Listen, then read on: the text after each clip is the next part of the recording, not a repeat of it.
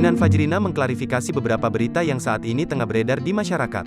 Seperti diketahui, suaminya, Doni Salmanan, menjadi tersangka kasus dugaan penipuan trading Quotex. Kini, polisi tengah menahan pria yang dulunya disebut Crazy Rich Bandung tersebut. Setelah dipenjarakan, banyak berita miring perihal rumah tangga Doni dan Dinan. Tak mau masalah bertambah panjang, Dinan mengklarifikasi beberapa kabar melalui instastory akun IG-nya. Pertama, ia meluruskan berita soal kehamilannya. Dalam klarifikasinya, ia mengunggah tangkap layar konten video dari kanal YouTube Ngintip Seleb. Menurutnya, kehamilan adalah rezeki dari Allah yang sudah ia tunggu. Namun sayangnya, hingga saat ini ia masih belum diberikan rezeki tersebut. Statement dari mulutku sendiri pun gak pernah ada yang mengenai hal ini, tulisnya. Ia meminta warganet untuk tak menelan mentah-mentah informasi yang beredar di media sosial. Kabar miring selanjutnya yang ia tanggapi adalah isu gugatan cerai yang Dinan layangkan ke Doni.